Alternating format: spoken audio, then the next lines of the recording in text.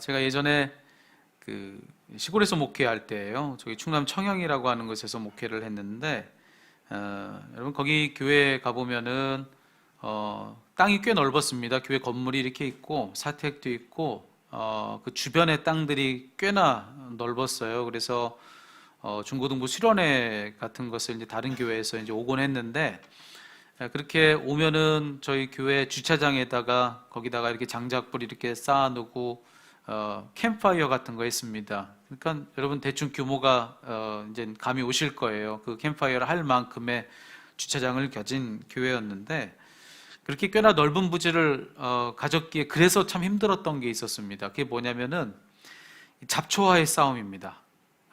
이 잡초와의 싸움이요, 정말 끝이 없습니다. 여러분 잡초를 좀 뽑아보신 분들은 아시겠지만, 이 뭐 틈나는 대로 가서 잡초를 이거 뽑는다고 해가지고 이게 해결이 되지 않아요. 제가 여기서 요만큼 뽑으면 저기선 저만큼 자랍니다. 그러니까 뭐 혼자서는 감당이 되지 않죠. 그래서 1년에 몇 차례씩 온 교인들이 모여서 잡초 뽑는 날이 있었습니다. 특별히 이제 아까 말씀드렸듯이 외부에서 수련회 같은 걸 오면은 전 교인들이 이제 손님 맞이해야 되니까 다 아침에 모이는 거예요. 새벽에 다 모여가지고 온 교인들이 다 같이 아이들까지 다 모여서 호미 들고 뭐 다 그렇고 이제 뭐 쇠스랑 같은 거 가지고 와서 교회 주변에 잡초를 다 뽑는 겁니다. 그렇게 뭐 뿌리까지 다 뽑아내고, 그리고 뭐 어딘가에는 제초제도 뿌리고 뭐 그렇게 최선을 다해서 온 교회가 다 대대적인 전쟁을 한번 벌이고 나면요, 교회가 완전히 달라집니다. 완전히 정말 다른 교회가 된 것처럼 딱 탈바꿈을 하는데요. 그리고 딱 잡초가 다 뽑힌 그 교회를 보면요, 이제 다시는 잡초는 안 자랄 것 같아요. 뿌리까지 다 뽑았으니까 이제 끝났구나. 근데 여러분 결과는 어떻습니까? 뿌리까지 뽑아도요, 잡초를 다 막아낼 수가 없습니다. 얼마 지나지 않아서 또 자라죠. 또 자라고 조금만 방심해도요, 금방 다 온 교회를 다 뒤덮는 잡초를 만나는 것은 뭐 전혀 어려운 일이 아니라는 거죠. 제가 이번에 그 말씀 준비하면서, 오늘 말씀 가지고 준비하면서 한번 생각해 봤어요. 아무리 죽여도 죽지 않고 또 살아나는 건 뭘까 생각해 봤더니만요, 딱 두 가지가 떠오르더라고요. 하나는 홍콩 영화 주인공은 항상 그런 것 같습니다. 절대로 죽지 않습니다. 다시 살아납니다. 근데 잡초가 딱 그렇다는 생각이 들었어요. 잡초가 딱 그렇겠구나. 근데 또 생각해 보니까 잡초보다 더한 게 있는 것 같아요. 아무리 죽여도 죽지 않고 또 살아나는 게 잡초보다 더한 게 있는데, 그게 뭔가 생각해 보니까 바로 죄다. 그런 생각에 이르렀습니다. 죄가 딱 그런 것 같아요. 아마 여러분도 다 공감하실 겁니다. 여러분 분명히 이전에 죄와 이렇게 한번 그렇게 일전들을 다 치러본 경험들이 있을 겁니다. 회개 한 번 안 해본 사람이 있나요? 다 회개들 해봤잖아요. 여러분들 중고등부 수련회 때, 또 대학부 수련회 때 눈물 콧물 다 흘려가면서 정말 사생결단하면서 내가 좀 달라지겠다고 그렇게 몸부림쳤던 기억들 다 한 번씩 있지 않습니까? 여러분 그래서 지금 어떻습니까? 그때 뿌리까지 다 그렇게 뽑아냈으니까 지금 죄, 여러분 자유한 채로 살고 있습니까? 그렇지 않잖아요. 절대로 그럴 수가 없습니다. 잡초 뽑는 거와 똑같아요. 죄는 이내 다시 살아납니다. 그리고 나서 조금만 방심해도 우리 삶을 다 뒤덮어버리죠. 그게 죄가 하는 일이라는 거예요. 죄와의 싸움은 끊임이 없다는 겁니다. 여러분 절대로 죄와의 싸움이 어느 순간에 끝날 거라고 생각하지 마십시오. 여러분 그 싸움은 언제 끝나느냐? 이 땅을 떠날 때 끝날 것입니다. 이 땅을 떠날 때, 이 땅을 떠나기 전까지 늘 있는 싸움이 바로 죄와의 싸움이다. 그러니까 우리는 앞으로 아주 많은 죄와의 일전을 앞에 두고 있는 사람들이라는 겁니다. 이 자리에 계신 여러분들은 더 그렇죠. 앞서 예배하신 우리 장년 교인들보다 아마 이 자리에 있는 청년들은 더 많은 그런 날들을 앞에 두고 있는 사람들일 거예요. 자, 이 싸움, 우리가 앞으로 계속 맞닥뜨려야 되는 이 싸움을 어떻게 하면 이길 수 있을까요? 기왕 싸우는 거 이겨야 되지 않겠습니까? 그런데 이 죄와의 싸움을 어떻게 하면 이길 수 있을까? 여러분 모든 싸움이 다 그렇습니다. 그 싸움에서 이기려고 한다면 이 상대가 어떤지를 아는 게 제일 첫 번입니다. 지피지기면 백전백승이다, 이런 말 있잖아요. 그런 것처럼 여러분 싸울 상대에 대해서 그 적이 어떤지를 잘 아는 것은 그 싸움을 이기는 데 있어서는 가장 기본이다, 이렇게 얘기할 수 있을 거예요. 자, 그래서 오늘 본문 이 말씀이 중요합니다. 오늘 사무엘하 7장의 말씀의 일부를 읽었어요. 사실은 다 읽어야 돼요. 근데 그렇게 읽지 않고 한 구절만 읽었습니다. 근데 이 사무엘하 7장의 말씀을 전체 다 읽어보면은 여기서 우리가 알게 되는 게 있어요. 죄의 속성을 알게 되는 겁니다. 아, 죄가 이런 거구나. 죄는 이런 속성을 가졌구나. 이걸 여기서 우리가 알게 되는데 적어도 세 가지에 대해서 알게 됩니다. 여기 본문에 보면은 이 죄와의 한판 제대로 된 승부를 벌였던 다윗을 우리에게 이 본문은 소개해 주는 거거든요. 근데 이 말씀 안에서 가만 보니까 죄는 다음에 세 가지 속성을 가진 것을 우리가 확인하게 된다는 겁니다. 자, 이 싸움 이기기 위해서 우리가 이것을 다 좀 잘 알았으면 좋겠습니다. 이 자리에 있는 청년들이 오늘 본문이 알려주는 죄의 속성을 잘 간파해서 지지 않는 여러분 되기를 축복합니다. 아멘.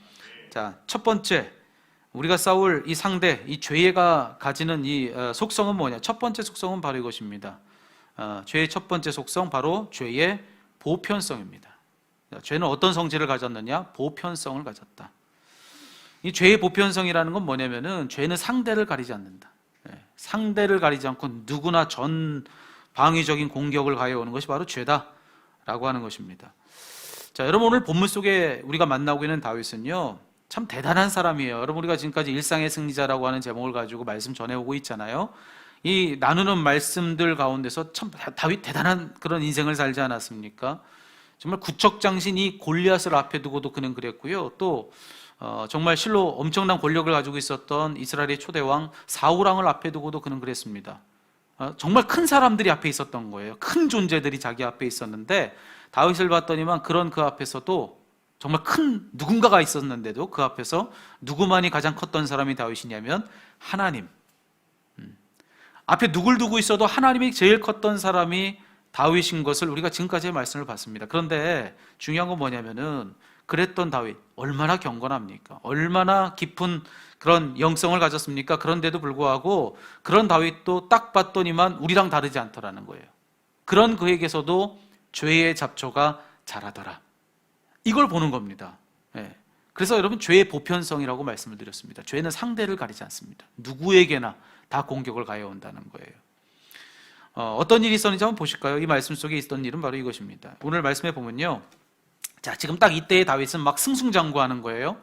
한참 전성기를 구가하고 있는 그런 때의 다윗입니다. 그런데 너무 잘 나가잖아요. 너무 모든 것이 다 좋았을 때입니다. 그런데 그랬던 그 다윗이 어느 날 선지자 나단을 부르는 겁니다. 나단을 불러서 무슨 말을 했느냐? 자, 사무엘하 7장 2절의 말씀입니다. 여러분 성경 다 가지셨어요? 네. 성경 가지셨죠? 여러분 한번 이 말씀 볼게요. 자막으로는 안 나올 겁니다. 사무엘하 7장 2절의 말씀 여러분 같이 한번 읽어보실까요? 시작. 왕이 선지자 나단에게 이르되 볼지어다 나는 백향목 궁에 살거늘 하나님의 괴는 휘장 가운데 있도다. 자, 잘 들어보십시오. 지금 다윗이 뭐라고 했냐면은 나단에게 얘기했어요. 선지자에게. 나는 백향목 궁에 산다는 겁니다. 근데 하나님은 어디 계시냐? 하나님의 교회는 휘장 가운데 있도다.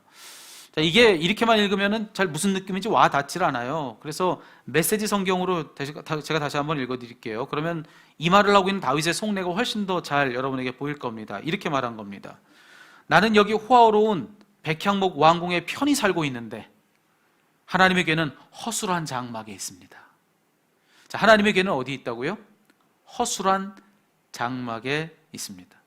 여러분 지금 그가 하는 말 잘 들여다보세요. 이 말 속에 그는 얼마나 높습니까? 그리고 하나님은 너무 낮은 겁니다. 지금 누가 누구를 걱정하고 있죠? 다윗이 하나님을 걱정하고 있는 거예요. 그가 봤더니만 하나님이 너무 안 돼 보인 것이죠. 자기는 이렇게 호화롭고 편안한 데 거하고 있는데 하나님은 어디 계세요? 너무 누추하고 초라한 데 계시는 거예요. 너무 안 돼 보였던 거죠. 그래가지고 다윗이 뭐라고 한 거냐면 하나님을 위해 자기가 번듯한 집 한 채 져드리겠다고 지금 그렇게 얘기하고 있는 대목이 오늘 성경의 이 말씀이라는 겁니다. 누가 누구를 걱정하고 있어요? 사람이 하나님을 걱정하고 있는 것입니다. 여러분 이게 가당키 난 일입니까? 사람이 하나님을 걱정한다고요? 누가 누구를 걱정하고 있는 겁니까? 여러분 이 다윗이 보기에 아무리 하나님의 괴가 그렇게 보였을지라도요, 이 성막이 뭔지를 우리가 알아야 돼요.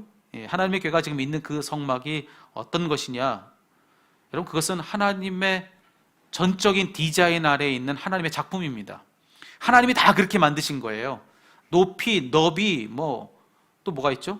높이, 너비, 뭐 하나 더 있잖아요, 그죠? 그것까지 다, 이 모든 길이를 하나님이 다 그렇게 정하셨어요. 다 일일이 길이를 다 측량해서 그렇게 만들라고 하셨고요. 그리고 그 안에 사용될 재질까지도 하나님이 다 정하셨습니다. 색깔까지 다 정하셨어요. 하나님이 다 정하셔서 그런 것이 바로 그렇게 존재하게 된 것이 바로 성막입니다. 근데 하나님이 다 정하신 하나님의 전적인 작품인 그 성막을 두고 지금 다윗이 뭐라고 했냐면 누추하다, 초라하다 이렇게 얘기한 겁니다. 자기가 자기 손으로 지어 올린 이 왕궁은 이렇게도 화려한데 하나님이 친히 만드신 저건 초라하다 이렇게 그는 얘기한 겁니다. 여러분 느낌이 오시죠? 지금 다윗이 어떤지 여러분 다 알아채셨을 겁니다. 교만도 그런 교만이 없는 겁니다. 그런 큰 교만이 어느새 다윗 안에 자리 잡았다. 이것이 성경의 고발인 거예요. 여러분 지난주에 우리가 함께 말씀을 못 나눴네요. 여러분들하고는 그죠? 그쵸? 여러분들 지난주 좋으셨죠? 우리가 지난주에 우리가 우리 1, 2, 3부에서는 말씀을 나눴어요. 예배에 대한 말씀을 함께 나눴는데 그때 무슨 얘기를 나눴냐면 하나님은 누구신가? 우리의 예배의 대상이시다. 그러니까 예배는 뭐냐? 우리의 최고의 가치를 드리는 것이다. 그러니까 하나님은 그런 분이시라는 거예요. 우리의 모든 가치, 가장 최고의 가치를 내드려야 될 분이 누구냐? 바로 하나님이시다. 그만큼 하나님은 우리에게서 가장 높으셔야 될 분이라는 겁니다. 자, 그런 분이 하나님이신데 그 하나님 앞에서 뭐가 가장 큰 죄겠습니까? 하나님 앞에서 뭐가 가장 큰 죄겠어요? 하나님 앞에서 가장 큰 죄는요, 하나님이 그런 분이신 걸 우리가 안다면 여러분 교만입니다. 교만이 가장 큰 죄인 거예요. 하나님은 우리보다 가장 높으셔야 될 분인데 그 앞에서 내가 나를 높이는 그 교만이 가장 큰 죄인 겁니다. 그러니까 여러분이 알고 있는 모든 죄의 항목들이 있습니다. 그 모든 죄의 항목들에 해당하는 그 죄들은요, 사실 바로 더 근원적으로 여기서부터 파생된 결과인 거예요. 사람이 교만해지면 그런 죄가 뒤따라오는 겁니다. 그러니까 더 본질적인 문제는 바로 교만이라고 하는 것이죠. 더 큰 죄입니다. 더 무서운 죄예요. 근데 여러분 보세요. 오늘 다윗 얼마나 그간 거룩했습니까? 그러던 다윗도 영락없이 당하더라는 겁니다. 죄의 보편성이죠. 상대를 가리지 않아요. 누구나 죄 앞에서 무력합니다. 그것이 바로 우리가 죄에 대해서 알아야 될 첫 번째 속성. 죄는 보편적이다. 자, 두 번째, 죄가 가지는 두 번째 속성은 또 뭐냐면은 죄는 은밀성이 있습니다. 죄에는 은밀성. 이 죄의 은밀성이라고 하는 것은 죄가 죄 같아 보이질 않는다는 거예요. 오늘 말씀에서도 보세요. 여러분 사실 앞서 우리가 그런 이야기를 나누지 않았으면 여러분들 중에서 이 말씀을 보면서 아마 감동하실 분들이 많을 거예요.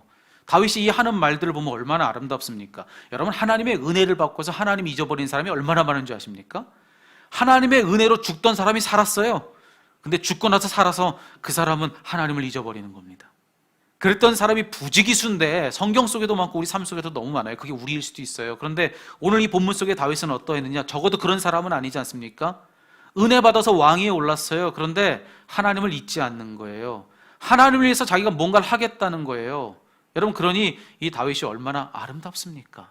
아마 여러분이 지금까지 이 본문을 가지고 그런 설교 많이 들어보셨을 거예요. 이 다윗의 헌신을 좀 배우자는 겁니다. 그리고 우리 좀 이렇게 좀 아름다운 사람이 되자고 하는 이야기를 여러분 한 번쯤은 다 들어보셨을 겁니다. 여러분 이처럼 오늘 이 본문의 이 말씀이요, 속속들이 살펴보지 않고 그냥 언뜻 보면 너무나도 아름답고 너무나도 거룩해 보일 정도로 죄는 교묘하다는 겁니다. 죄는 은밀해요. 그걸 모르기 때문에 자꾸 죄 때문에 넘어지는 겁니다. 오늘 심지어 본문도 보십시오. 오늘 선지자 나단이 다윗이 했던 말을 듣고 어떻게 반응하고 있는지 아십니까? 다윗이 얘기했잖아요. 내가 하나님을 위해서 집 한 채 져드리겠다고. 한껏 높아져서 사람이 하나님 걱정하면서 그렇게 지금 온갖 교만을 다 떨고 있는데 그 이야기를 듣고서 선지자예요. 선지자인 나단이 이 다윗에게 뭐라고 얘기했냐면 왕이여 올소이다. 왕이여 기가 막힌 생각을 하셨습니다. 마음에 있는 그 생각 그대로 하십시오. 맞장구를 쳐줘요. 고민할 것도 없이 너무나도 아름다운 고백처럼 들렸던 겁니다. 우리가 봐도 그렇지 않아요? 여러분 그래서 우리가 깨달아야 될 것이 바로 이것입니다. 죄는요 은밀합니다. 교묘합니다. 절대로 죄가 나 죄요 이러면서 오는 법이 없다는 겁니다. 그래서 우리는 죄에 넘어지는 거예요. 나 죄요 이러고 오면 누가 그 죄 때문에 넘어지겠습니까? 아무도 그럴 사람은 없습니다. 죄는 그렇게 오지 않아요. 여러분 죄는요, 여러분 꼭 기억하십시오. 우리 생각처럼 가장 무서운 괴물처럼 오지 않습니다. 죄는 언제나 가장 아름다운 천사처럼 온다. 그래서 여러분 주의하셔야 돼요. 조심하셔야 돼요. 경계하셔야 돼요. 아름답다고 보이기에 정말 그럴듯하다고 그냥 그거 따먹으면 안 된다는 것입니다. 보암직도 하고 먹음직도 하다고 따먹으면 그게 죄다. 여러분, 이게 조심히 잘 살펴야 된다는 거예요. 여러분, 언젠가 여러분에게 스크루테이프의 편지라고 하는 책을 소개했던 기억이 있습니다. 거기 보면요, 여러분 청년들은 좀 읽어봤으면 좋겠습니다. 이 책, C.S. 루이스가 쓴 이 스크루테이프의 편지를 좀 잘 읽어봤으면 좋겠어요.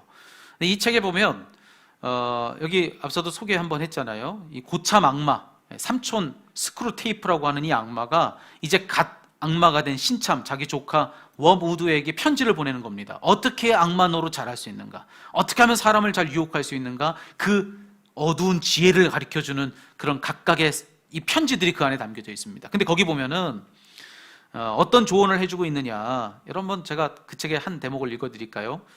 지난번 말씀에서 이 환자라고 하는 것이 여기 구절에 환자라고 하는 말이 나오는데 이게 이 크리스찬을 뜻하는 거라고 설명을 드린 바 있습니다. 감안하고 한번 여러분 한번 들어보십시오. 마귀가 가해오는 공격이 얼마나 은밀하고 교묘한가 보세요. 이렇게 되어 있습니다. 내 환자는 겸손해졌다. 환자가 그 사실에 관심을 갖도록 유도해 보았느냐. 미덕이란 인간 스스로 그것을 가졌다고 의식하는 순간에 위력이 떨어지는 법인데, 겸손의 경우에는 더 그렇지. 환자의 심령이 진짜 가난해진 순간을 잘 포착해서 세상에 내가 이렇게 겸손해지다니 하는 식의 만족감을 슬쩍 밀어넣거라. 그러면 거의 그 즉시 교만, 자신이 겸손해졌다고 하는 교만이 고개를 들게야. 혹시라도 환자가 위험을 눈치채고 이 새로운 형태의 교만을 다잡으려 들거든 이번엔 그런 시도를 했다는 사실을 자랑스러워하게 만들라고. 이런 식으로 하면 내가 원하는 많은 단계들로 나아갈 수 있단다. 여러분, 죄는 은밀합니다. 교묘해요. 속지 마십시오. 겉보기에 여러분 죄 같아 보이지 않는다고 방심하지 마시라는 거예요. 잘 살펴봐야 된다는 겁니다. 죄인지 아닌지. 세 번째, 자, 죄와 싸워야 될 우리가 죄의 속성에 대해서 또 알아야 되는데, 세 번째 속성은 뭐냐면은 죄의 심각성입니다. 죄는 심각성을 가졌다. 그러니까 죄의 공격이 무섭다는 거예요. 아주 치명적이다 라고 하는 말씀을 드리는 겁니다. 뭐와 똑같냐면은 정말 그 요즘에 최첨단 미사일들을 보면요, 탁 요격해가지고 정밀 타격하잖아요. 다른데 안 맞추고 딱 정한 표적만 정확하게 맞추는 기술을 탑재한 미사일들이 막 소개되고 있지 않습니까? 오늘 그런 시대 아니에요? 죄가 그와 똑같습니다. 죄가 하는 일이 바로 그거예요. 정확하게 이 죄는요, 우리의 존재에 있어서 가장 중요한 것을 딱 쳐서 그것을 무력화시키는 힘을 가지고 있습니다. 그러니 상해의 정도가 얼마나 큰가. 죄는 무서운 거예요. 그냥 불필요한 어딘가를 공격하는 것이 아니라, 뭐 그 정도 공격은 당해봐야 괜찮은 거길 치는 게 아닙니다. 그게 공격당하면 큰일 나는데 그걸 정확하게 정밀 타격하는 것이 바로 죄가 하는 일이라는 것을 기억해야 된다는 것. 그래서 죄의 공격은 무섭다. 자, 오늘 본문을 보세요. 오늘 다윗 안에 스며들은 이 죄가 궁극적으로 뭘 파괴시키고 있는지 여러분 보셔야 되는 거예요. 여러분, 오늘 우리가 사무엘하 7장의 말씀을 우리가 읽었는데, 이 사무엘하 7장을 기준으로 해서 그 앞과 뒤가 다릅니다. 이 사무엘하 6장까지의 말씀을 보면 거기에는요, 성경은 다윗을 얘기할 때 그냥 다윗이라고 얘기합니다. 호칭을 말씀드리는 거예요. 다윗이라고 얘기하고 그에 대한 이야기를 묘사합니다. 다윗이 말했다, 다윗이 행동했다, 뭐 이런 거예요. 근데 여러분, 다윗이 왕이 되기 전까지는 당연하죠. 뭐라고 그를 부르겠습니까?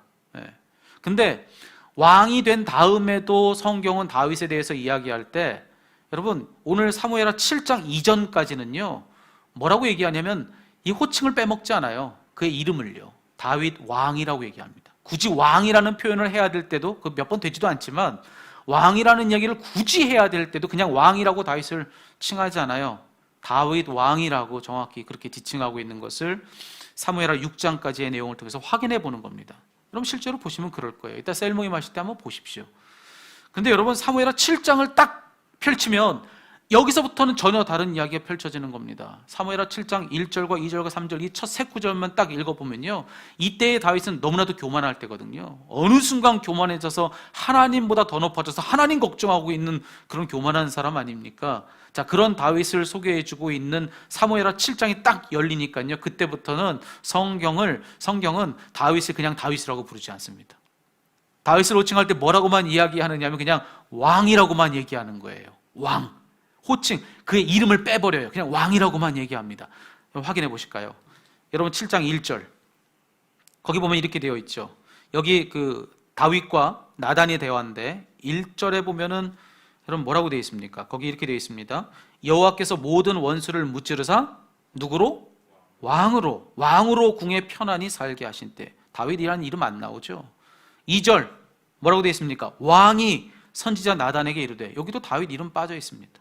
3절 나단이 왕께 아뢰되 여호와께서 왕과 함께 계시니 마음에 있는 모든 것을 행하소서. 여기도 다윗이라는 이름 안 나오죠. 그냥 왕 그런 얘기만 계속 나오고 있어요. 여러분 이 변화를 느껴보셔야 돼요. 여기 이 대목은요, 결국 무슨 얘기를 하고 싶은 것이냐면은 이 세상의 왕은 마치 다윗밖에 없는 듯이 그의 이름을 빼먹고 그냥 왕이라고만 그를 부르고 있는 겁니다. 그냥 왕이라고만.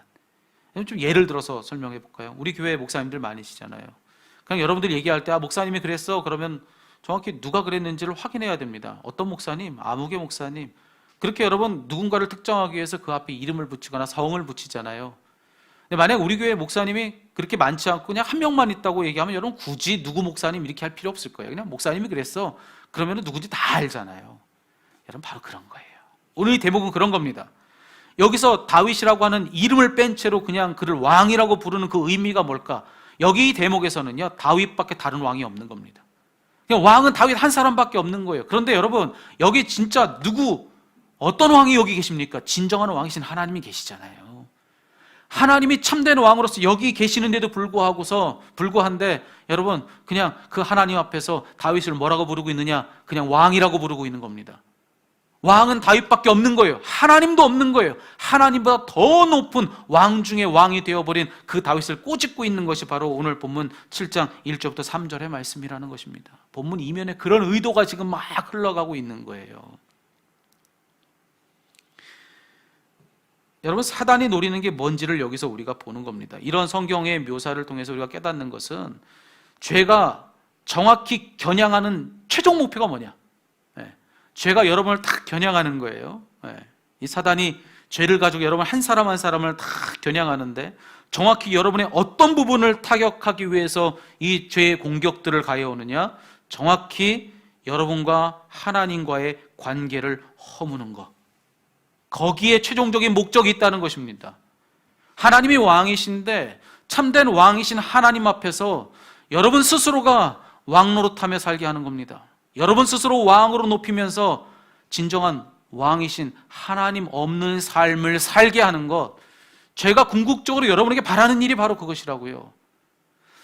큰 죄거나 작은 죄거나 여러분 우리는 그 구분을 나누지만 여러분 우리가 볼 때만 모양새가 그렇게 다를 뿐인 거예요. 큰 죄와 작은 죄는 없습니다. 모든 죄는 다양한 방법으로 우리를 공격해서 결국 한 가지의 목적을 이루려고 하는데 그 모든 죄는 우리의 어떤 부분을 타격합니까? 하나님과 우리와의 관계를 타격한다는 거예요. 우리에게서 하나님 없는 삶을 살게 하는 것, 그걸 다 망가뜨려 버리는 것, 그것이 바로 죄가 하려고 하는 일이라는 것입니다. 만만히 보면 안 된다는 거예요. 작은 죄 하나도 가볍게 봐서는 안 된다는 겁니다. 그것이 결국 우리 안에 들어와서 이루려고 하는 것은 하나님과 여러분의 관계를 허무는 거예요. 진정한 왕이신 하나님 없이 여러분이 스스로 왕 되어서 살게 하는 것, 그게 죄가 여러분에게 노리는 노림수라고 하는 것입니다. 여러분 창세기 선악과 사건을 여러분 기억하셨으면 좋겠어요. 여러분 그때도 사단이 뭐라고 했죠? 여러분 사단이 그때도 한 말은요, 선악과 하나님이 금하신 거 먹으라고 하면서 했던 말은 뭐냐? 이것을 먹으면 내 눈이 밝아지고, 큰일 났는데 대답을 못하는데 내 눈이 밝아져서 누구처럼? 하나님처럼 된다고 그렇게 유혹하지 않았어요? 그죠? 여러분 그것이 창세기에 있는 말씀의 의미라는 거 하는 것입니다. 그러니까 죄가 이루려고 하는 목적은요, 그때나 지금이나 똑같은 거예요. 우리로 하여금 하나님 되게 하는 겁니다. 죄는 언제나 그렇게 우리를 부추깁니다. 하나님 없이 살게 하는 거예요. 그래서 그러니 얼마나 치명적인 공격입니까? 여러분, 시편 저자는 뭐라고 노래하죠? 가장 복된 사람은 누구와 같은 사람이다? 여러분 차례예요. 누구와 같은 사람? 시편 1편에 가장 복된 사람은, 복 있는 사람은 누구와 같은 사람? 여러분 중등부 때 가르쳤던 전도사가 누군지 심각한 문제가 있는 것 같습니다 지금. 여러분, 가장 복된 사람은 시냇가에 심겨진 나무 같은 사람이라고 성경은 얘기하잖아요. 그 얘기 뭐냐면은 사람이 복되려면 하나님께 심겨야 된다는 겁니다. 사람은 무엇으로 복될 수 있는가? 하나님께 심길 때에만 복되다. 사람이 복받는 방법은 거기 있다는 거예요. 여러분, 죄는 그걸 방해하는 거예요. 그걸 망쳐놓는 겁니다. 우리가 하나님께 심겨야만 복된 존재인데 우리가 그렇게 그 복을 받지 못하도록 하나님께로 우리를 뽑아내는 겁니다. 그래서 엉뚱한 데다 우리를 심어놓는 일이 언제나 죄가 우리에게서 하려고 하는 일이다. 그러니 조심하셔야 돼요. 두려워해야 됩니다. 죄는 이토록 무서운 겁니다. 이토록 치명적이고 무섭다. 기억해야 된다는 거예요. 여러분, 어떻게 해야 될까요? 이런 죄와 우리는 앞으로 평생을 싸워가야 되는 겁니다. 여러분, 더 많은 세월, 저보다 한 몇십 년 더 싸우셔야겠네요. 그죠? 어떻게 하시겠어요, 여러분? 이 싸움을 어떻게 잘 싸울 수 있을까요? 죄가 이렇게 무차별적이고 은밀하고 또 이렇게 심각한 공격을 가해온다면 이 무서운 죄의 공격에 대해서 우리가 어떻게 감당해야 되는 것일까? 여러분, 저는 그 답을 오늘 본문 안에서 좀 찾아봤습니다. 오늘 사무엘하 7장 18절의 말씀 다시 한번 읽어볼게요. 여러분 정말로 제가 간곡히 우리 청년들에게 도전합니다. 오늘 이 말씀 정말로 여러분이 좀 마음으로 받고 여러분 평생에 이 말씀으로부터 여러분 좀 뭔가 다른 변화들이 일어나기를 간절히 소망해요. 여러분, 그 변화를 우리에게 알려주는 것, 어디서부터 우리가 변화의 실마리를 찾아야 되는가, 그걸 알려주는 게 사무엘하 7장 18절의 말씀인데, 여러분 이 말씀 다시 한번 읽어보겠습니다. 다시 여러분 화면을 보시면서 18절 다시 한 목소리로 읽습니다. 시작. 다윗 왕이 여호와 앞에 들어가 앉아서 이르되, 주 여호와여, 나는 누구이오며 내 집은 무엇이기에 나를 여기까지 이르게 하셨나이까. 아멘. 여러분, 이 화면에 있는 말씀을 가만히 들여다보세요. 가만히 잘 들여다보십시오. 여기 보면요, 변화가 보이시죠? 앞서 호칭에 대한 말씀 드렸잖아요. 근데 어느새 여기 이 구절을 보니까는 앞에 1절부터 3절까지를 보니까 다 다윗이라는 이름은 온데간데 없이 왕 그랬는데 여기 딱 보니까 다시 다윗을 그냥 다윗 왕이라고 부르고 있습니다. 뭔가 변화가 일어났구나 감지해야 되는 거예요.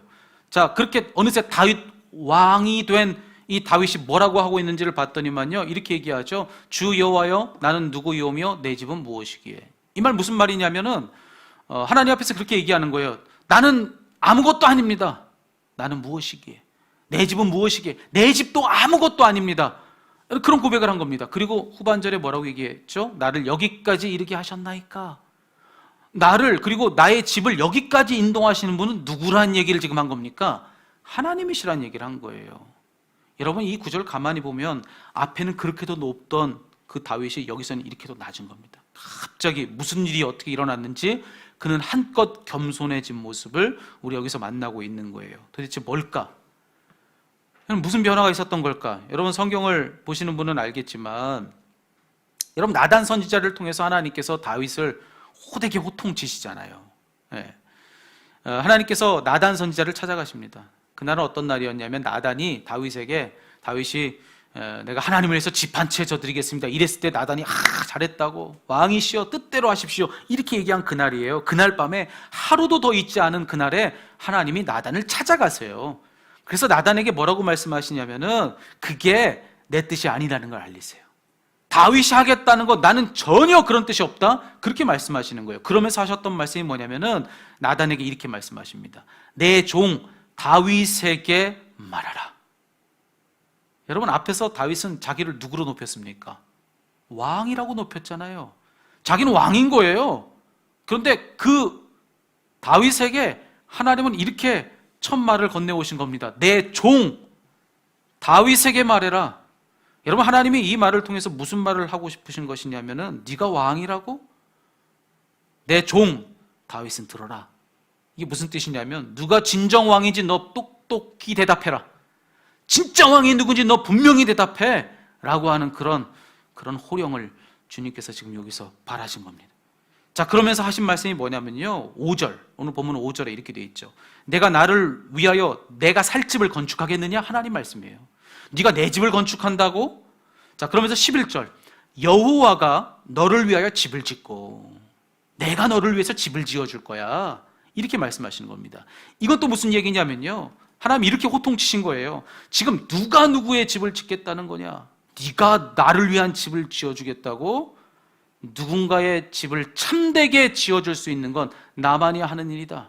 내가 너의 집을 지어줄 뿐 너는 나를 위한 집을 지을 수 없다. 이게 하나님의 말씀이었다는 것입니다. 이 말을 듣고 깜짝 놀랐던 거예요. 다윗이 정신이 바짝 든 것이죠. 그래서 그가 한 일이 무엇이라고 성경은 이야기하고 있냐면 오늘 우리가 앞서 읽었던 본문의 첫 구절인 겁니다. 거기 이렇게 돼 있죠. 다윗 왕이 여호와 앞에 들어가 앉아서, 이렇게 되어 있습니다.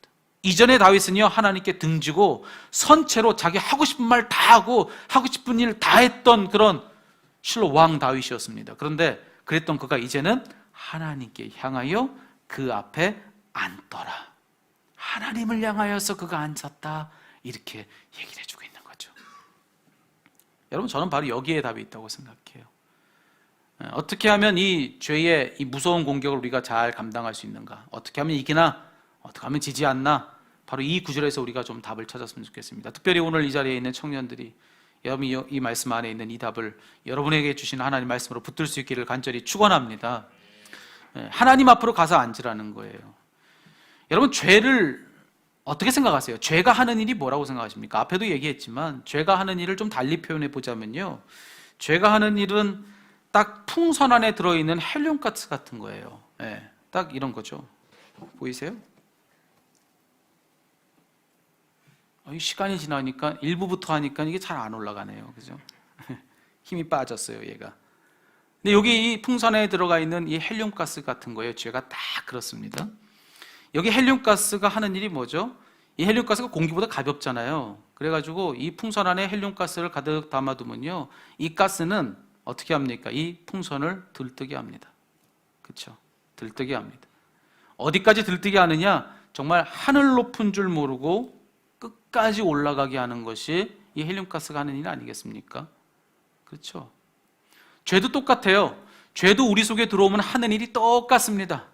우리 속에 죄가 들어오면요, 죄는 우리를 들뜨게 하는 거예요. 우리를 계속해서 올라가게 합니다. 어디까지 올라가게 하느냐? 하늘 높은 줄 모르고 올라가게 하는 겁니다. 실로 하나님보다 더 높은 데까지 우리를 끌고 가는 것이 죄가 하는 일이라는 겁니다. 여러분, 그런데 우리가 다 잘 알듯이 이 풍선 이렇게 홀로 이렇게 들떠서 하늘 높은 줄 모르고 올라가게 내버려두면 어떻게 되죠? 어느 순간 저 하늘 위 어딘가에서 펑 하고 터지게 됩니다. 기압차가 다르잖아요. 네. 땅보다 저 위는 기압이 낮으니까 이 헬륨가스의 이 팽창력을 견디지 못해서 이게 펑 하고 터지게 마련이라는 거죠. 여러분, 죄도 똑같습니다.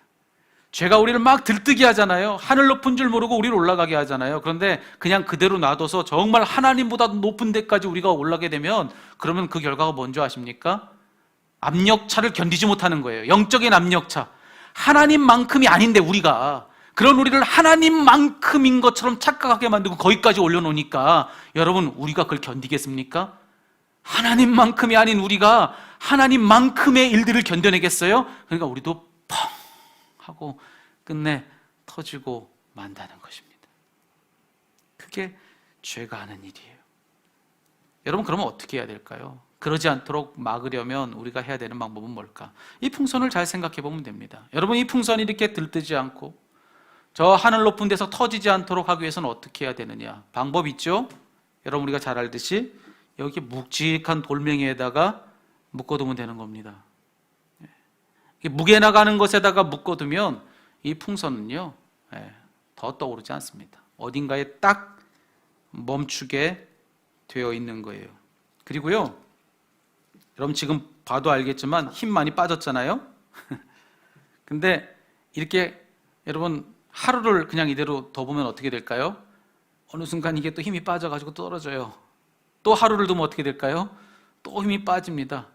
또 하루를 더 두면 어떻게 될까요? 이 묶어둔 채로 이대로 놔두면 어느 순간에요, 힘이 다 빠져가지고 풍선이 이 돌 곁으로 내려앉게 되어 있습니다. 거기에 힘이 다 빠진 채 돌에 기대고 있는 풍선을 보는 것은 어려운 일이 아니라는 거예요. 거기에 답이 있다. 여러분, 죄의 공격을 막기 위해서 우리가 할 일은 똑같다는 거예요. 죄가 우리를 막 들뜨게 하고 어딘가에서 우리를 터지게 하는데, 자, 그걸 막으려면 우리가 어떻게 해야 되겠는가? 여러분, 우리의 가장 든든한 반석이신 그분께 우리를 묶어두는 데 답이 있는 것입니다. 그분께 우리를 메어두는 데 답이 있다는 거예요. 그것만이 우리를 들뜨지 않게 하고 그것만이 우리를 터지지 않게 한다는 것입니다. 그렇게 우리를 그분께 잘 묶어두면, 여러분, 당장에 일어나는 변화는 그만큼일지 모르지만 늘 그렇게 묶어둔다면 조금 가라앉고 조금 더 가라앉고 조금 더 가라앉아서 어느 순간 그분 곁에 우리가 서 있는 그런 우리들을 볼 수 있게 된다는 것이죠. 여러분, 다윗이 그렇게 한 것입니다. 오늘 다윗은 어떻게 하고 있습니까? 여호와 앞에 들어가 앉아서 자기를 하나님께 묶은 거예요. 한없이 들떠있는 자기를 깜짝 놀라 깨달은 다음에 서둘러 급히 어디로 갑니까? 하나님의 법궤 앞으로 가는 거예요.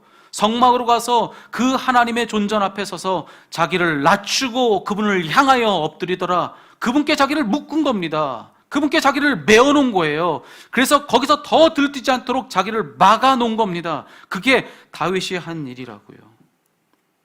그런 일은 다윗만 한 게 아닙니다. 마리아도 그런 일을 했죠. 마르다와 마리아 이야기 여러분 잘 아실 겁니다. 여러분, 마르다가요, 예수님이 그 집을 방문하셨을 때 너무 바빴습니다. 왜냐하면 뭐 음식도 하고 청소도 하고 할 일이 많았죠. 그렇죠? 그래서 너무너무 바쁜데 딱 봤더니만 자기 동생 마리아가 어떻게 하고 있죠? 자기를 안 도와주는 거예요. 그래서 이 언니가 화가 났어요. 그래서 예수님께 막 쫓아가지고 예수님께 따진 거예요. 뭐라고 따졌느냐? 예수님, 내 동생 마리아를 나 좀 도와달라고 그렇게 얘기해 주십시오. 마리아한테, 자기가 얘기하지. 예수님한테 그렇게 얘기한 거예요. 예수님, 마리아한테 얘기해서 나 좀 도와주라고 해주세요. 이렇게 얘기한 겁니다. 여러분, 이 대목에서 마리아가 한 일이 뭔지 아세요? 영적으로 자기 동생 마리아를 자기 수하에 두려고 한 거예요. 근데 여러분, 이 마르다라고 하는 이름의 뜻이 뭔지 아십니까? 헬라어로 마르다는요, 여주인이라고 하는 뜻을 가지고 있습니다. 여주인. 이게 영적으로 무슨 뜻이냐면요, 여기 지금 참 주인이신 예수님 계신 거예요. 근데 참 주인이신 예수님 앞에서도 마르다가 하고 싶었던 건 뭐냐면은 자기 동생 마리아를 자기 수하에 둠으로써 그 주님 앞에서도 자기가 여주인이고자 했던 겁니다. 심지어 예수님마저도 자기가 호령하는 대로 움직여 주시기를 바라면서 그렇게 예수님 앞에서도 여주인이고자 끝까지 몸부림쳤던 것이 바로, 영적으로는 바로 여기 마르다라고 하는 것입니다. 근데 여러분, 그랬던 이 마르다와 다르게 마리아는 어떤 일을 하죠? 마리아는요, 어떻게 합니까? 하던 일을 다 멈춥니다. 몰랐겠어요, 여러분? 여러분, 그렇게 바쁘고, 여러분, 그렇게 일 있으면, 일거리 있으면은 그거 빠짐없이 다 늘 일하기 분주한 이 언니와 평생을 살았던 마리아가 자기 언니를 몰랐겠습니까? 다 알죠? 그렇지만 여러분, 그 하던 일이 뭔지를 다 알아도 갖다 내려놓는 거예요. 하던 일 다 내려놨어요. 모든 분주함 다 내려놨습니다. 또 누가 뭐라고 해도 아랑곳하지 않는 거예요. 자, 마리아는 어떻게 하고 있습니까? 자신의 참 주인이 여기 계신 걸 아는 거예요. 다른 누구 앞이라면 모르지만 주님 앞에서는 그게 아니라는 걸 아는 겁니다. 지금 주님이 여기 계신데 지금 그거 할 일이 아니라는 걸 그는 알았다. 참 주이신 예수님 앞에 그 발치에 가서 그는 앉더라. 근데 예수님이 그런 마리아에게 뭐라고 말씀하세요? 이 좋은 편을 택하였으니 빼앗기지 아니하리라. 주님 발치 거기 엎드려 있는 것, 거기가 좋은 편이라고 말씀하십니다. 거기 자리가 좋다. 그 자리는 뺏기지 않는다. 이렇게 말씀하시는 겁니다. 저는 이 말씀을 좀 이렇게 읽어요. 죄가 그 사람 뺏지 못한다. 그 좋은 자리를 택하였다면 죄가 그 사람 뺏지 못한다. 이렇게 이 구절을 저는 읽을 수도 있다고 생각합니다.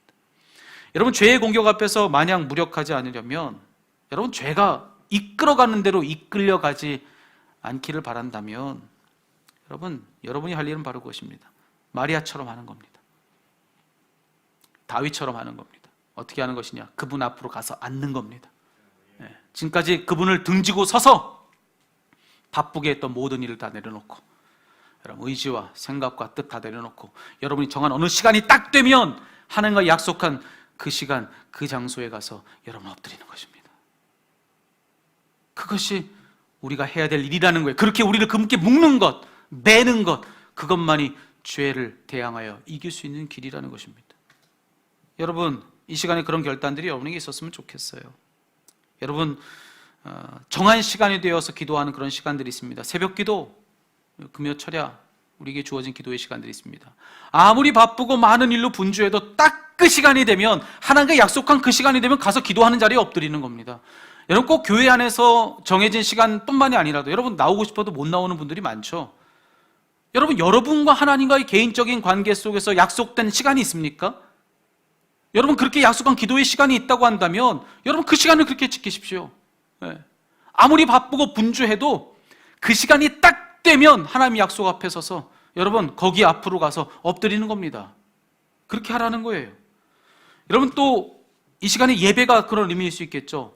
한 주간을 바쁘게 살다 이 시간이 딱 되면 여러분 이 시간 하나님 앞으로 와서 엎드리는 겁니다. 여러분, 말씀을 읽는 것도 그렇죠. 여러분 각자가 정한 시간에 말씀 읽기를 혹 결단했다면 생명의 삶 하고 계시는 분들이 계십니까? 어떤 말씀 읽기를 여러분 결단하셨어요? 여러분, 하나님께 결단한 그것이 있다고 한다면은 말씀 있는 자리, 여러분 시간이 딱 되면 모든 일을 다 멈추고 하나님 말씀 앞으로 가서 엎드리는 거예요. 그거밖에는 죄를 이길 다른 어떤 힘이 없다는 것을 기억하는 여러분 되시기를 주의 이름으로 축복합니다. 그렇게 매야 사는 겁니다.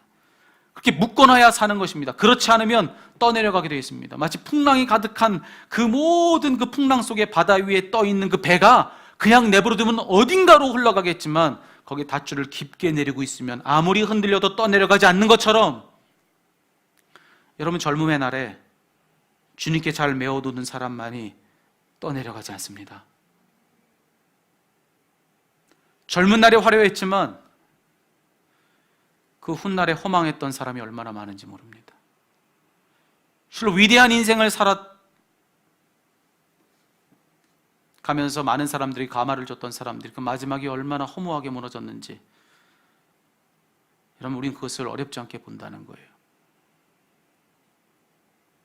하나님께 묶어야만 떠내려가지 않습니다. 여러분 때의 요동은 더 클 거예요. 풍랑은 더 셀 겁니다. 여러분 안에 지금 이 청년의 때 여러분이 마주하고 있는 태풍은 더 거셀 거예요. 여러분이 이끌어 가려고 하는 유혹도 훨씬 더 강할 겁니다. 여러분, 지금 여러분이 하나님께 여러분을 잘 메어두지 않으면 끌려가는 대로 끌려갈 수밖에 없습니다. 죄는 그렇게 무섭기 때문에 그렇습니다. 여러분, 하나님 앞으로 가서 앉으십시오. 지금 여러분의 젊음의 날에 여러분 가서 거기 앉으셔야 된다는 거예요. 그게 우리가 죄를 이기는 길이다. 여러분 기억하시지 않은 겁니다. 연주에 여러분 가보면요, 이 연주 시작하기 전에 항상 조율을 합니다. 그렇죠? 조율을 항상 해요. 오케스트라가 연주를 하는 공연에 가보면은 항상 공연 시작 전에 이렇게 막 조율하잖아요. 잉잉 하면서 막, 여러분 보셨죠? 거기 가보면은 이게 뭐 어떻게 하죠? 제가 이번에 가서 보니까는 공부를 좀 해봤어요. 제가 음악을 잘 몰라서 검색을 또 해보지 않았겠습니까? 네이버에 검색해봤더니만 조율하는 거에 대해서 이렇게 알려주더라고요. 오케스트라 공연하기 전에 제일 먼저 조율할 때 어떻게 하느냐, 피아노가 있으면 피아노가 딱 기준이 됩니다. 그래서 피아노에서 이 도레미파솔라 시도 할 때 라 음을 이렇게 뭐 라를 A라고 한다면서요, 그죠? 그 중에서도 A 1, 2, 3, 4가 있는데 A4라고 하는 음을 딱 이렇게 쳐준다. 그게 440Hz. 공부 잘하지 않았습니까, 제가? 그죠? 이 440Hz가 이 귀에 제일 잘 들리는 소리 나는 거예요. 그걸 띵 하고 이렇게 쳐주는 겁니다. 그러면은 거기에 맞춰가지고 이제는 오보에, 만약 피아노가 없으면 오보에가 그 역할을 하는데요. 딱 그 음을 내주는 게 오보에인데, 이제 그렇게 라 음을, A 음을 이렇게 쫙 내주면요, A4라고 하는 음을 내주면 그 다음에 이제 뭐 목관악기, 금관악기가 탁 맞추어서 라 음을 내주면서 음을 맞추고, 그 다음에 현악기가 막 이러면서 여러분 거기 음을 또 맞추는 겁니다. 라 음에 또 맞추는 겁니다. 자, 그런데 참 재밌는 건 여러분, 그런 생각 여러분 안 해봤어요? 저만 그런 생각했는지 모르겠는데 저는 참 그런 생각을 했어요. 아, 왜 저걸 나와서 하지? 그거 나오기 전에 하고 나오면 되는 거 아니겠습니까? 아이, 저렇게 관객들까지 다 와 있는데, 아이, 저런 거 준비는 좀 나오기 전에 좀 미리 하고 나오지 왜 뒤늦게 나와서 저러나. 저는 그렇게 생각했어요. 근데 그게 아니래요. 관객들 앞에 나와서 굳이 그걸 해야 되는 이유가 있다는 거예요. 그게 뭐냐면은 이 공연장 안과 공연장 밖의 공기가 완전히 다르답니다. 예, 거기 공기의 온도도 다르고 습도도 다른 거예요. 근데 그 정도 차이에도 이 악기들은 민감하게 반응한다는 거예요. 다른 악기들보다 가장 심한 게 현악기인데, 현악기는 뭐 진짜 뭐 늘어났다 줄어들었다 이제 막 그런다는 거예요. 그래서 그 미세한 그런 차이들이 있기 때문에 언제나 공연 전에 이 바로 직전에 그걸 조율을 해야 된다고 하는 거죠. 그래서 이 긴 시간의 공연, 중간에 이 쉬는 시간, 인터미션이 있는 공연들은 처음 공연할 때 이렇게 조율을 한번 한 다음에, 그 다음에 했으니까 뭐 다음에 안 하나? 그게 아니잖아요. 중간 쉬는 시간 이후에 또 이렇게 조율하지 않습니까? 그래야 될 만큼 늘 해야 되는 것이 조율이다. 왜? 늘 달라질 수 있기 때문에. 자, 그런데 그런 조율이 악기에만 필요하냐? 사람에게도 필요하다. 사람도 그런 조율이 필요하다는 겁니다. 사람은 어떻게 조율하는 줄 아십니까? 사람을 조율하는 방법은 딱 한 가지입니다. 우리를 만드신 하나님께 맞추는 것으로만 조율됩니다. 하나님이 우리를 만드셨기 때문에 그분께 우리를 맞출 때 우리는 비로소 그분이 우리 안에 정해놓으신 가장 아름다운 소리를 낼 수 있다는 거예요. 그것만으로 사람은 조율된다는 겁니다. 여러분, 그런데 그런 소리를 늘 내지 못하도록, 여러분, 우리의 상황은 얼마나 복잡합니까? 여러분의 삶은 얼마나 많은 유혹이 있습니까? 죄의 도전은 얼마나 거셉니까? 여러분, 그렇게 복잡한 그런 우리들의 삶을 살면서 우리는 어느새 하나님이 우리에게 주신 고유의 그 아름다운 소리를 잃은 채로 살기가 쉽다는 거예요. 그 환경의 영향 속에서 하나님 주신 그 소리보다 더 높은 소리를 내기도 하고 그 소리보다 더 낮은 소리를 내기도 하고, 그렇게 우리는 그런 높고 낮음의 변화를 가지고 우리는 이 땅을 지금 살고 있다는 겁니다. 잠깐의 세상살이를 통해서도 그런 일은 얼마든지 일어날 수 있다는 거예요. 그래서 우리에겐 조율이 필요하다는 것입니다. 우리에겐 조율이 필요하다는 거예요. 우리는 이렇게 생각해요. 우리 바쁘니까, 우리 중요한 일이 너무 많으니까, 그렇게 바쁘고 중요한 일 많은 우리들의 삶 속에서 그렇게 뭐 하나님 앞에 가서 앉는 거, 뭔가를 딱 멈춰두고 하나님께 집중하며 뭔가를 하는 거, 목사님 그거 쉽지 않아요. 목사님 정말 저희들의 삶을 몰라서 그래요. 저는 맨날 40대였는지 아십니까? 여러분, 저도 20대를 지나가고 여러분의 시간들을 지나왔습니다. 근데 알아요. 여러분 너무 바쁘죠? 너무 분주하죠? 여러분 정말 신경 쓸 중요한 일들이 여러분에게 너무나도 많을 겁니다. 그렇기 때문에 그 중요한 일과 그 바쁜 일들 앞에서 그렇게 굳이 하는 것은 시간 낭비처럼 느껴질 거예요. 내가 지금 막 달려가야 되는데, 내가 이러고 있는 사이에도 내 친구들은 다 달려가는데 내가 그때도 같이 달려가지 못할지언정 여기 머물러 서서 하나님을 바라고 있는다는 것은 너무나도 시간을 허비하는 일처럼 여러분 느껴질 겁니다. 여러분, 하지만 여러분, 그렇기 때문에 더 우리가 해야 될 일인 것이 조율인 것을 기억하는 여러분 되었으면 좋겠어요. 너무 바쁘고 너무 분주하기 때문에, 너무 중요한 일에 우리의 온 신경을 다 빼앗겼기 때문에, 그래서 여러분 우리 안에 하나님 우리에게 주신 고유의 소리를 못 내고 있는 거라니까요. 그래서 우리가 그 소리를 빼앗긴 채 살고 있는 겁니다. 그래서 바쁘면 바쁠수록 중요한 일, 우리의 신경을 다 뺏어가는 중요한 일이 우리에게 있으면 있을수록, 그래서 우리에게 그 때문에 하나님이 내게 주신 고유의 그 아름다운 소리를 빼앗기지 않기 위해서 우리가 해야 될 일은, 그렇기 때문에 그때 그분 앞에 가서 엎드리는 것입니다. 그분 앞으로 가서 앉는 거예요. 그분께 우리를 묶어두는 거예요. 그분께 우리를 매는 겁니다. 그래야만 죄가 이끌어가는 대로 살지 않을 수 있다는 거예요. 욕심이 이끌어가는 대로 살지 않고 욕망이 이끌어가는 대로 살지 않을 수 있다는 것입니다. 그래서 늘 해야 될 일은 그분께 우리를 묶는 것, 그분 앞으로 가서 앉는 것. 여러분, 이것이 바로 여러분에게 꼭 필요한 일인 것을 바로 지금 이 청년의 때에 기억하는 여러분 되시기를 축복합니다. 여러분, 결단하셨으면 좋겠어요. 여러분, 정말 결단했으면 좋겠습니다. 아마 이 시간에 이 말씀을 듣고서요, 여러분, 이런 사람은 한 사람도 없을 겁니다. 난 그러고 싶지 않은데, 나는 난 안 그러고 싶은데, 뭐 여러분 이런 생각하는 사람 있어요? 아무도 없잖아요. 여러분 다 들으면서 그래, 맞아, 그래야지, 그래야지. 근데 여러분, 잊지 말아야 될 중요한 사실 한 가지가 있습니다. 뭔지 아세요? 우리 다 하나님 말씀 앞에 들어서 그 말씀이 우리를 막 일깨워주고 성령이 그 가운데 역사하셔서 그 말씀이 막 은혜롭게 내게 들리면, 오늘처럼 여러분 지금 벌써 다르잖아요. 여러분 안에 정말로 말씀이 막 일하기 시작하면 우린 다 그렇게 생각합니다. 그러고 싶다. 그래야겠다. 여러분 다 그렇게 생각해요. 근데 여러분, 우리의 진짜 심각한 문제가 뭔지 아세요? 이게 여러분과 마지막 나눌 이야기인데, 진짜 심각한 이야기는요, 다 그러겠다고 생각해요. 다 그러고 싶다고 마음먹어요. 그런데 우리의 진짜 심각한 문제는 실제로 그렇게 하진 않는 거예요. 내 머리로 그게 맞다고 생각하고 내 마음으로 그래야겠다고 다짐하지만 실제로 그래 놓고서는 그러지 않는 거예요. 이 자리를 떠나는 순간이 있는 것입니다. 실제로 그래야 된 여러분의 삶의 자리와 삶의 시간 가운데서는 그 생각을 하지 않는 거예요. 여기서만 은혜 받는 거예요. 그게 우리들의 심각한 문제라는 것입니다. 여러분 다 그분 앞으로 가 앉는 것이 맞다고 생각할 거예요.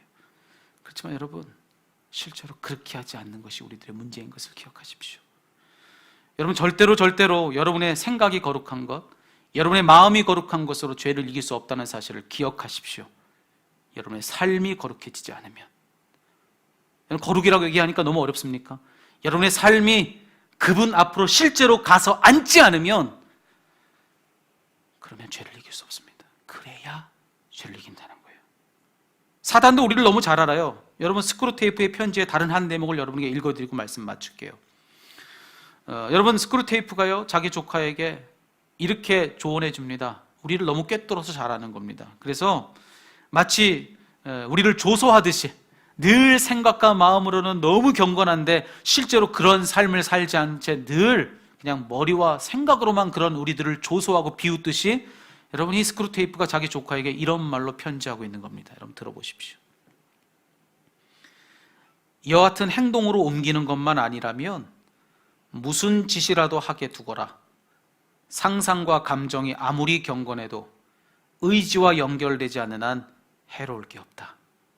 느끼기만 하고 행동하지 않는 경우가 많아질수록 점점 더 행동할 수 없게 될 뿐 아니라 결국에는 느낄 수도 없게 되지. 여러분 이 시간에 다짐하십시오. 오늘 이 말씀 앞에서 여러분들이 결단했으면 좋겠습니다. 여러분 뭔가 달라져야 됩니다. 왜냐하면 죄의 공격이 생각보다 무섭기 때문에 그래요. 여러분이 우습게 여기는 누군가도요 한때는요 대단한 꿈들을 꿨던 사람들일 수 있습니다.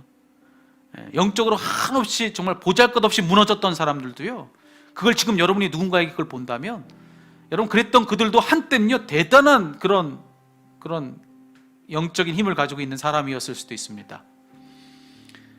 근데 그렇게 만드는 것이 죄인 거예요. 죄가 그런 일을 하는 겁니다. 여러분에게도 일어날 수 있는 일입니다. 여러분이 정말로 어떻게 그럴 수 있어? 여러분 죄는 여러분을 그럴 수 있게 만드는 겁니다. 그렇기 때문에 잘 대비해야 돼요. 경계해야 됩니다. 뭔가를 해야 됩니다. 지금 청년의 때에 여러분들이 이 무서운 죄의 공격 앞에서 여러분 인생을 아름답게 세워가기 위해서 무언가 일어나야 될 변화가 있다는 거예요. 오늘 성경은 그것을 뭐라고 얘기하고 있느냐? 하나님 앞으로 가 앉아라. 하나님 앞으로 가서 앉아라. 예배의 자리에 나와 서십시오. 기도하는 자리에 가서 엎드리십시오. 하나님 말씀 앞에 겸손히 겸비하게 무릎 꿇으십시오. 그것이 뭐든지 간에 여러분에게서 하나님을 앗아가려고 하는 모든 도전에 대하여서 경계하며 하나님 앞으로 가서 앉으십시오. 그래야 우린 삽니다. 그래야 이기는 거예요. 그래야. 여러분 그런 일들이 여러분의 삶 가운데 있기를 살아계신 우리 주님의 이름으로 축원합니다. 아멘. 우리 함께 찬양하면서 우리 기도했으면 좋겠어요. 여러분 이 찬양 함께 부를까요? 우리 말씀 앞에서 우리의 고백이었으면 좋겠습니다.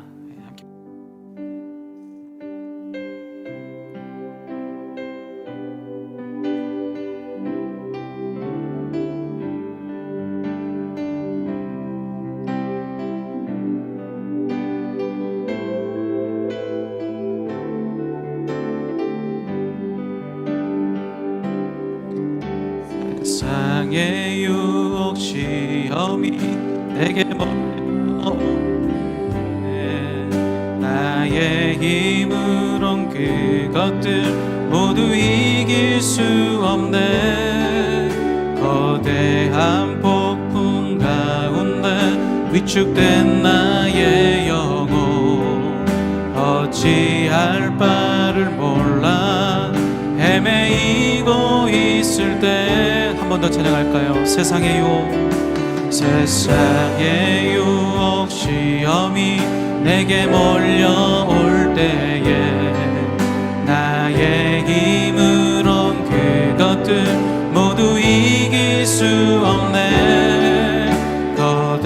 거대한 폭풍 가운데 위축된 나의 영혼 어찌할 바를 몰라 헤매이고 있을 때 주를 찬양 손을 들고 찬양 전쟁은 나에게 속한 것 아니니 주를 찬양 손을 들고 찬양 전쟁은 하나님께 속한 것이니 주를 찬양 주를 찬양 손을 들고 찬양 전쟁은 나에게 속한 것 아니니 주를 찬양 손을 들고 찬양 전쟁은 하나님께 속한 것 우리 다시 한번 두 손 높이 들면서 찬양할까요? 주를 찬양 주를 찬양 손을 들고 찬양 전쟁은 나에게 속한 것 아니니 주를 찬양 손을 들고 찬양 전쟁은 하나님께 속한 것 우리 마지막으로 고백합니다. 주를 찬양 주를 찬양 손을 들고 찬양 전쟁은 나에게 속한 것 아니니 주를 찬양 손을 들고 찬양 전쟁은 하나님께 속한